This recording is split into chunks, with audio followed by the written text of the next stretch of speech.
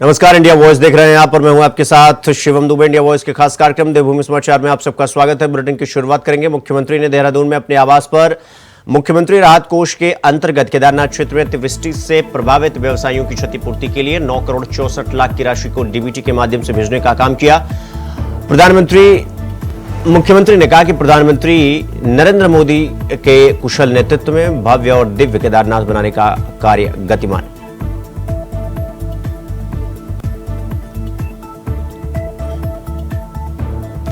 तो मुख्यमंत्री राहत कोष के अंतर्गत केदारनाथ क्षेत्र में अधिक वर्षा से जो इलाके या क्षेत्र प्रभावित थे उनकी क्षतिपूर्ति के लिए 9 करोड़ 64 लाख की राशि को डीबीटी के माध्यम से भेजने का काम किया गया। और आपको बता दें कि मुख्यमंत्री ने कहा कि आदरणीय प्रधानमंत्री नरेंद्र मोदी के कुशल नेतृत्व में भव्य और दिव्य केदारनाथ यात्रा और केदारनाथ धाम बनाने का। इस खबर पर हमारे साथ हमारे सहयोगी अभय केंद्र हमारे साथ देहरादून से जुड़ गए हैं।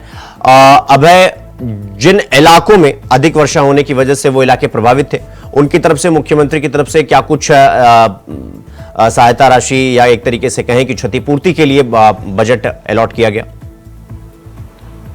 बिल्कुल, मुख्यमंत्री की तरफ से सबसे पहले केदार घाटी के लिए बजट आवंटित करने का काम यहाँ पर किया गया है। ये उत्तरुप में दिया गया है क्योंकि केदार घाटी में पुनः चारधाम यात्रा वापस पटरी पर लौट आई है और जो अभी वहां पर काम पुनर्निर्माण के काम वहां पर होने हैं वो उन कार्यों पर विराम ना लगे, वो काम निर्विघ्न रूप से आगे बढ़ते रहे, उनको तय समय पर पूरा किया जा सके ताकि केदारनाथ धाम पर की यात्रा पर आने वाले श्रद्धालुओं को बेहतर सुविधाएं वहां पर मिल सके।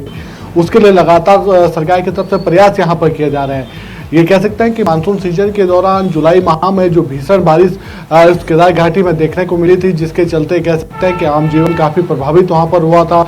यात्रा मार्ग कई जगहों से बाधित वहां पर हो चुका था। कई हजार लोगों को ये कह सकते हैं कि उस दौरान बारिश के मानसून सीजन के दौरान रेस्क्यू करने का काम भी वहां पर करना पड़ा था प्रशासन को, ताकि सभी यात्रियों को सुरक्षित बचाया जा सके। 15,000 यात्रियों को उस समय रेस्क्यू करने का काम प्रशासन की तरफ से कर दिया गया था और उसके बाद जो यात्रा मार्ग से उन यात्रा मार्गों को रिस्टोर करने का काम प्रशासन की तरफ से किया जा रहा था। एसडीआरएफ और जिला प्रशासन लगातार इस दिशा में वहां पर काम कर रहे थे और 15 दिन के बाद जो पैदल मार्ग केदारनाथ धाम का था उसको सुचारू रूप से खोलने का काम वहां पर कर दिया गया था। इसके बाद जो सड़कों की जो स्थिति, उस स्थिति को भी पहले जैसे बनाने की कोशिश प्रशासन की तरफ से वहां पर की जा रही थी। जो यात्रा के दौरान जो स्थानीय लोग जो वहां पर प्रभावित हुए थे मानसून सीजन के इस बारिश में, उन लोगों के लिए मुख्यमंत्री की तरफ से आर्थिक पैकेज देने का काम वहां पर कर दिया गया था और कोशिश की गई थी कि स्थानीय लोगों का भी व्यापार जो प्रभावित हुआ है इस बारिश के दौरान, जो भीषण बारिश वहां पर हुई है, उनको भी राहत वहां पर पहुंचाई जा सके। मुख्यमंत्री ने ये कह सकते हैं कि केदार घाटी के लिए 9 करोड़ 64 लाख का एक बजट वहां पर प्रभावित के लिए वहां पर दिया है, ताकि किसी भी प्रकार से केदार घाटी में जो जनता है, जो लोग वहां पर रह रहे हैं, उनका जीवन यापन भी पटरी पर लौट आ सके, चारधाम यात्रा भी पटरी पर आ सके और उत्तराखंड की जो ये चारधाम यात्रा है इसका सुखद और सुरक्षित जो संदेश है वो दुनिया भर तक पहुंच सके और इसके सफल परिणाम भी देखने को यहाँ पर मिल रहे हैं। मुख्यमंत्री के जो प्रयास थे, जिन प्रयासों को जिला प्रशासन एसडीआरएफ ने धरातल पर उतारने का काम वहां पर किया, उसके चलते आज ये कह सकते हैं कि केदारनाथ धाम की यात्रा वापस पटरी पर लौट आई है। रोजाना 10,000 से ज्यादा श्रद्धालु इस समय केदारनाथ धाम में पहुंचने का काम वहां पर कर रहे हैं और जिस प्रकार से अभी भी ये कह सकते हैं कि इस यात्रा में आसमान से बरसने वाली जो बारिश है वो खलल डालने का काम वहां पर कर रही है, लेकिन फिर भी जिला प्रशासन एहतियात के तौर पर सभी सुरक्षा जो इंतजामात हैं उनके मद्देनजर उन सभी चीजों को व्यवस्थित करने का काम वहां पर कर रहा है। जो यात्रा है उसे सुचारू रूप से चलाने का काम आगे किया जा रहा है।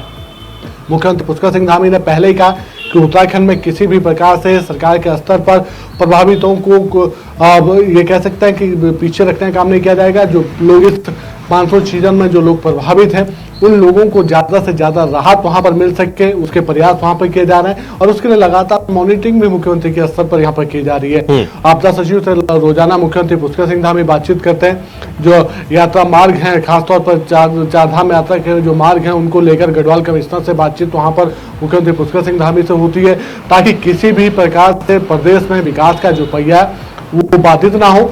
लोगों की जो रफ्तार है जो है वो भी पटरी पर आ सके और उत्तराखंड राज्य विकास के पद पर आगे बढ़ सके।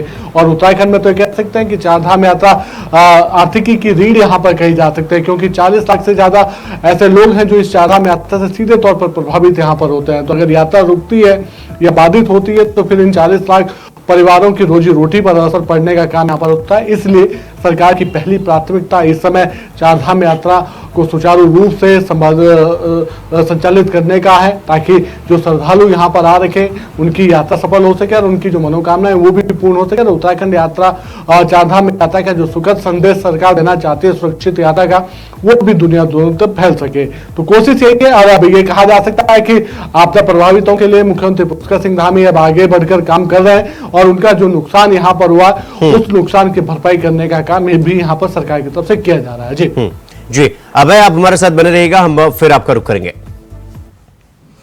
तो देहरादून से बड़ी खबर आपको बता दें कि राज्य के 11 जिलों के 98 मार्ग बंद हैं। मलबा आने से ये जो मार्ग है, सड़कें हैं, वो पूरी तरीके से बाधित हो गई हैं। सबसे ज्यादा 16 मार्ग चमोली में बंद हो चुके हैं। टेरी, पिथौरागढ़ समेत 6 जिलों में भारी बारिश का अलर्ट और प्रदेश में 30 तक बारिश की संभावना और 6 जिलों में भारी बारिश का येलो अलर्ट भी जारी हुआ है। तो ये बड़ी खबर हम आपको बता रहे हैं। 6 जिले जो कि भारी बारिश का येलो अलर्ट जारी किया गया है और 30 तारीख तक भारी बारिश की संभावना जताई जा रही है। साथ ही आपको बता दें कि टिहरी और पिथौरागढ़ समेत 6 जिलों में भारी बारिश का येलो अलर्ट और सबसे ज्यादा 16 मार्ग जो है वो चमोली में बंद हो चुके हैं। तो 98 मार्ग जो है वो सड़क पर मलबा आने की वजह से वो पूरी तरीके से बाधित हो गए हैं और 11 जिलों के कुल 98 जो मार्ग है वो बंद है। तो देहरादून से बड़ी खबर हम आपको बता रहे हैं। तो अभय केंद्र हमारे सहयोगी लगातार हमारे साथ बने हुए हैं। अभय, जिस तरीके से उत्तराखंड को पहाड़ों का राज्य कहा जाता है और वनों का राजा भी कहा जाता है, राज्य भी कहा जाता है, और खास करके तब जब ऐसे राज्यों में मौसम का कोई अनुमान ठीक ढंग से न लगाया जा सके, ऐसे में जब 11 जिलों के 98 मार्ग बंद हो जाते हैं तो वहां की स्थिति क्या हो जाती है? और ये जो खबर आ रही है कि रास्ते बंद है, येलो अलर्ट जारी हुआ है, भारी बारिश की संभावना जताई जा रही है, इसको लेकर क्या खबर, क्या अपडेट आपके पास? अभय, देखिए, उत्तराखंड में हमेशा ही आसमान से जो बारिश बरसती है वो आफत की बारिश बनकर आती है। मानसून सीजन के दौरान उत्तराखंड में इस बारिश के चलते जो प्राकृतिक आपदाएं हैं वो लगातार यहाँ पर आती रहती है और उसके चलते जो जनजीवन है वो प्रभावित होने का काम यहाँ पर होता है। और अभी वर्तमान की अगर हम परिस्थितियों की बात करते हैं तो उत्तराखंड में अभी भी मौसम विभाग ने जो अलर्ट जारी करा है, उत्तराखंड के 6 जिलों के लिए भारी बारिश का अलर्ट यहाँ पर जारी किया गया है। यानी आगामी कुछ घंटे उत्तराखंड के इन 6 जिलों के लिए बड़े सावधानी पूर्वक रहने वाले हैं, समझा सकते हैं, चेतावनी भरे लोग रहेंगे और लोगों को ज़्यादा से ज़्यादा सावधानी बरतने की आवश्यकता होगी।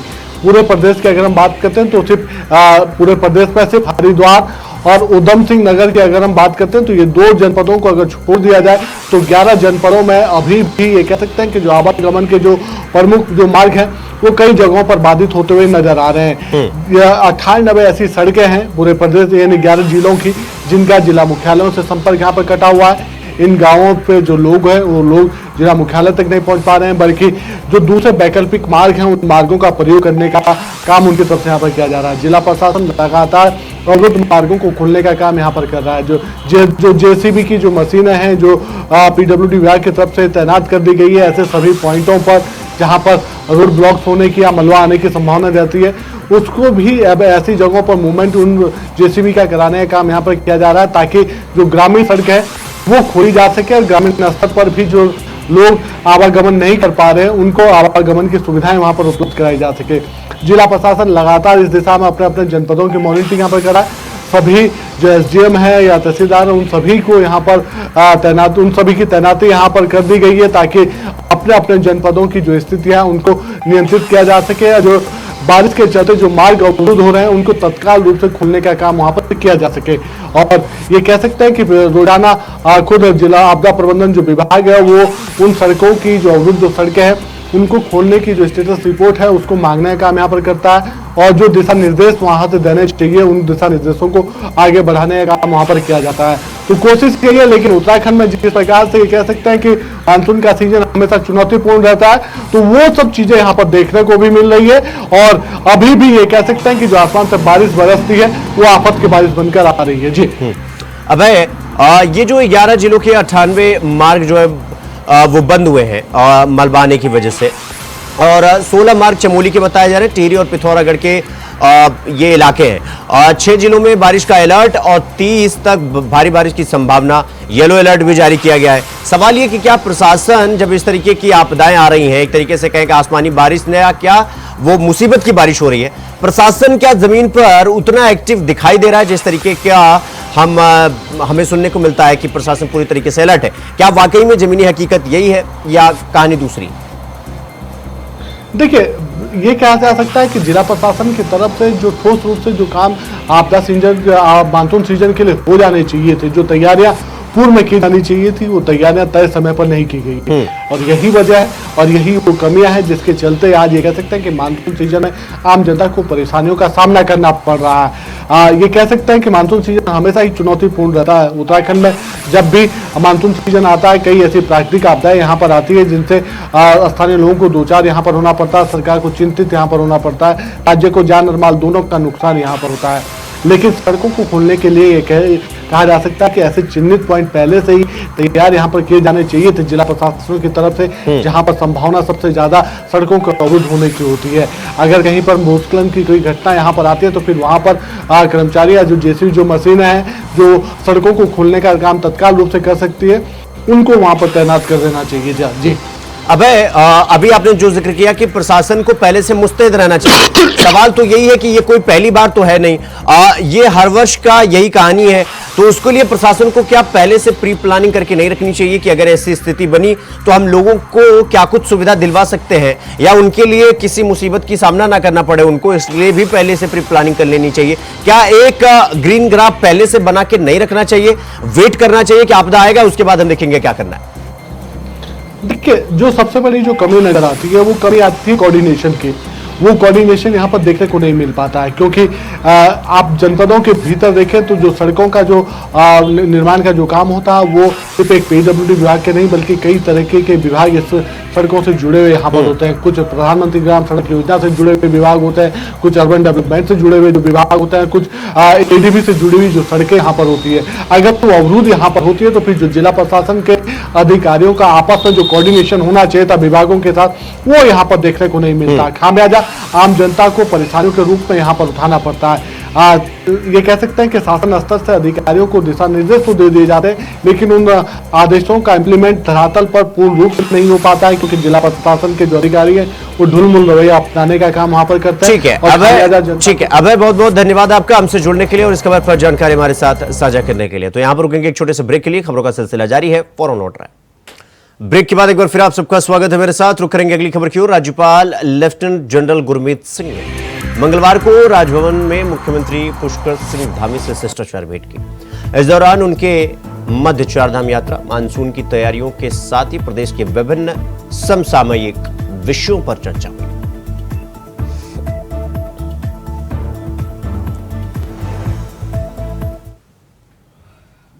तो अगली खबर देहरादून से है, जहां बीजेपी ने पहले चरण में 14 लाख लोगों को सदस्य बनाया, तो वहीं दूसरे चरण में बीजेपी नेताओं की अब असली परीक्षा होनी है। आपको बता दें कि दूसरे चरण में हर दिन 1 लाख सदस्य बनाने का लक्ष्य रखा गया है। साथ ही अगले 3 रविवार को महाअभियान चलेगा। अगले 3 रविवार को 2-2 लाख सदस्य बनाने का लक्ष्य रखा गया है पार्टी की तरफ से और पार्टी में सक्रिय सदस्यता के लिए मंथन हो रहा है।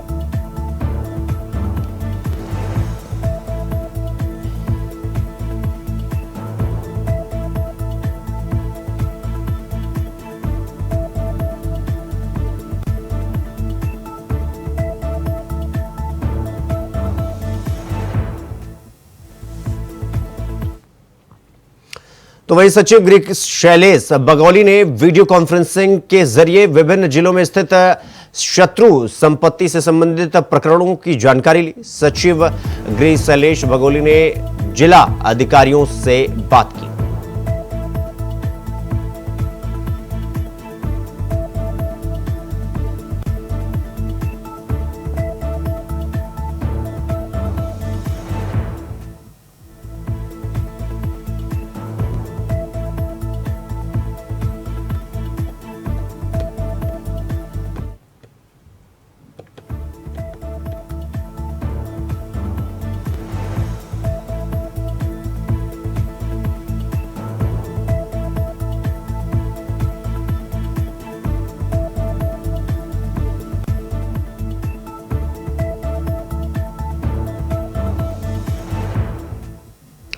तो सचिव गृह शैलेश बगौली ने वीडियो कॉन्फ्रेंसिंग के जरिए विभिन्न जिले में स्थित शत्रु संपत्ति से संबंधित प्रकरणों की जानकारी ली और शैलेश बगौली ने वीडियो कॉन्फ्रेंसिंग के जरिए ये जानकारी ली, जो शत्रु संपत्ति से संबंधित प्रकरणों की जानकारी ली गई।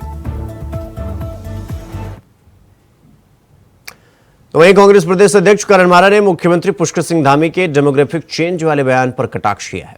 उनका यह कहना है कि सरकार किस आधार पर डेमोग्राफिक चेंज की बात कर रही है। पिछले 25 सालों में कोई बड़ी जनगणना नहीं हुई है। भाजपा बताए कि वो किस आधार पर डेमोग्राफिक चेंज की बात कर रही है। आगे उन्होंने कहा कि रोजगार की तलाश में गांव के गांव खाली हो रहे हैं, लेकिन सरकार असल मुद्दों से ध्यान हटाकर धार्मिक ध्रुवीकरण की कोशिश कर रही है ताकि उसे चुनावी लाभ मिल सके। और मैंने ये बात शायद अब इसलिए कही जा रही है कि मैंने 2 दिन पहले प्रेस में कहा था, जिस डेमोग्राफिक चेंज की आप बात कर रहे हैं, मुझे पहले ये बता दे प्रेस और मीडिया या इनके बीजेपी के प्रवक्ता कि कौन सी सेंसस पिछले 25 सालों में ऐसी हुई जिसमें ये गणना हुई कि कौन मुसलमान बढ़े या हिंदू बढ़े या कौन बढ़ा। मैं खुद कह रहा हूं, अभी आपके संपर्क सामने मैंने कहा कि पलायन हो रहा है, मेरे गाँव के लोग शहरों की ओर को आ रहे हैं नौकरियों की तलाश में, अपने बच्चों के एजुकेशन और हेल्थ के चक्कर में। गांव खाली हो रहे हैं और शहरों में दबाव बढ़ रहा है।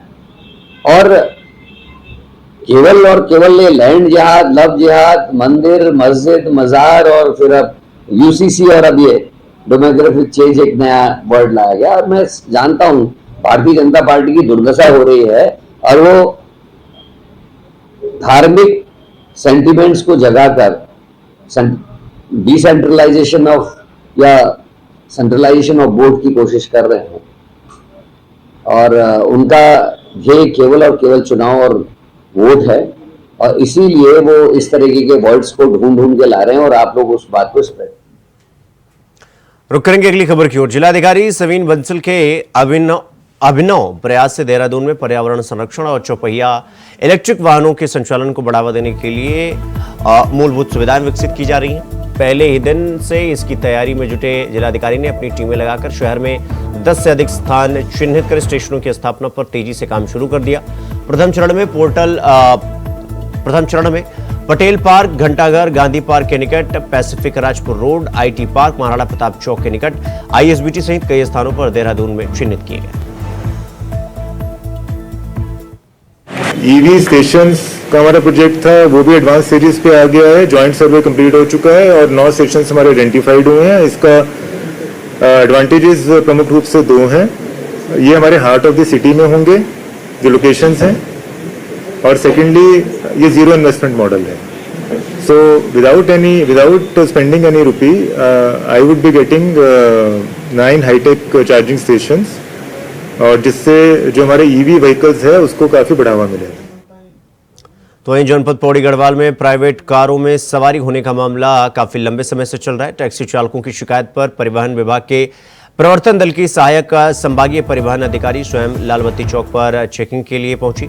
इस दौरान वो एक ब्लाब्ला ऐप पर चलने वाली प्राइवेट कार में बैठ गई। कार चालक भी आरटीओ कोटद्वार को नहीं पहचाना और उनसे चालक 300 रुपये प्रति सवारी किराया मांग बैठा। कार चालक के खिलाफ परिवहन विभाग की ओर से चालानी कार्रवाई की गई है। एआरटीओ शशि दुबे ने बताया कि टैक्सी चालकों की लगातार शिकायत आ रही थी कि वो प्राइवेट नंबर की कारें ब्लाब्ला ऐप के जरिए सवारियां ढो रही हैं और उनसे मनमाना किराया वसूल रही है, जिस पर आज स्वयं चेकिंग करने के लिए निकल पड़ी। तो हमने ऐप को डाउनलोड करके अपना एक राइड बुक किया फ्रॉम कोटद्वार टू देहरादून।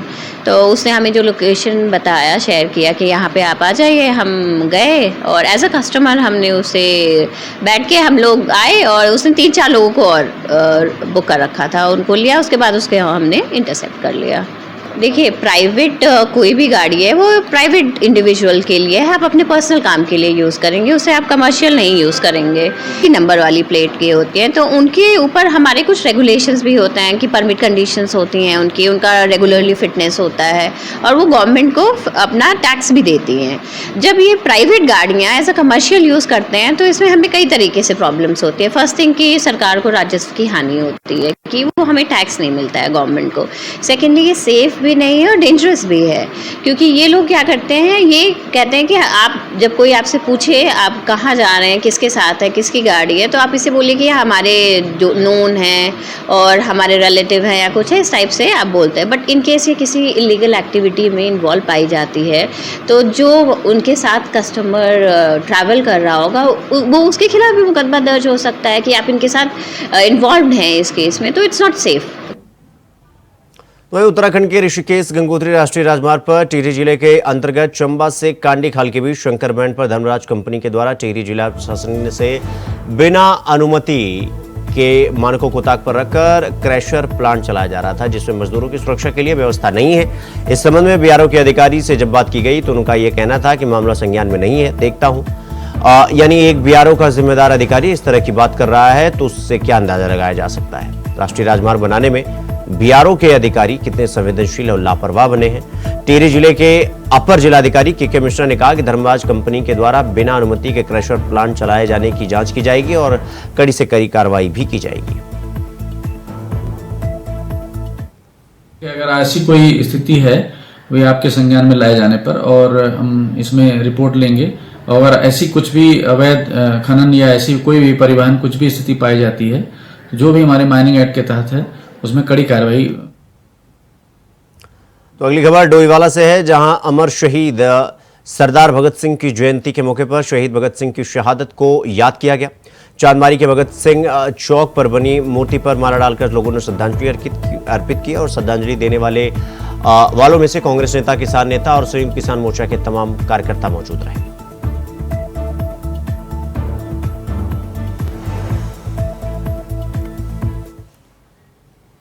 तो देवभूमि समाचार में फिलहाल अभी के लिए बस इतना ही। देश और दुनिया की तमाम खबरों को देखने के लिए देखते रहिए इंडिया वॉच। नमस्कार।